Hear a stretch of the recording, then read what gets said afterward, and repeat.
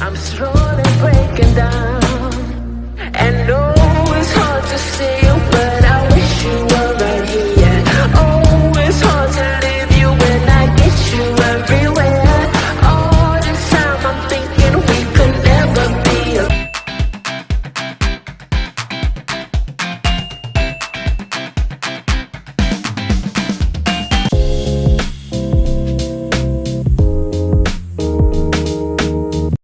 Halo semuanya, perkenalkan nama saya Nia Naftali Prasasti Borodok-Saribu dengan NPM 2509195. Saya dari Prodi Pendidikan Guru Sekolah Dasar, Fakultas Keguruan dan Ilmu Pendidikan. Selamat pagi semuanya.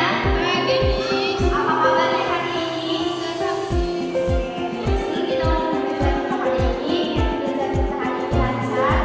Kita berdoa dulu ya. Oke, sebelumnya hari ini tidak hadir. Tidak ya, semuanya hadir ya. Sekarang Ibu mau minta kalian amati dulu apa aja yang ada di dalam ruangan kelas. Kalau Denny, apa aja yang ada dilihat dari ruangan kelas ini? Bagus. Ada lagi Setia? Bagus sekali jawabannya. Oke, tujuan pembelajaran kita hari ini adalah yaitu yang pertama, mengenal makhluk hidup dan benda tak hidup. Yang kedua, setelah mengikuti pembelajaran hari ini, kalian dapat menjelaskan ciri-ciri dan makhluk hidup. Dan yang ketiga itu memberikan contoh makhluk hidup dan benda tak hidup di lingkungan. Ini kita masuk pada pengertian dari makhluk hidup. Makhluk hidup adalah sesuatu yang menunjukkan tanda-tanda kehidupan. Contohnya itu seperti manusia belajar, kucing bergerak, dan tumbuh-tumbuhan. Nah, semua itu menunjukkan bahwa mereka adalah makhluk hidup. Baik, di sini ada ciri-ciri dari makhluk hidup. Nah, di sini anak-anak ini tahu nggak apa ciri-ciri? Aku sama hidupnya. Ya. Baik, yang selanjutnya kita masuk ke ciri-ciri makhluk hidup. Nah, ciri-ciri dari makhluk hidup ini, yang pertama itu bernapas dan membutuhkan makanan. Nah, makhluk hidup itu sendiri memerlukan udara untuk bernapas dan makanan itu sebagai sumber energi agar dapat melakukan segala aktivitas dan mempertahankan kelangsungan hidupnya. Yang selanjutnya itu bergerak dan peka terhadap rangsangan. Nah, di sini makhluk hidup itu dapat bergerak dan memberikan respon terhadap rangsangan dari lingkungan seperti hewan yang bergerak dan mencari makanan. Dan selanjutnya itu ada tumbuh dan berkembang biak.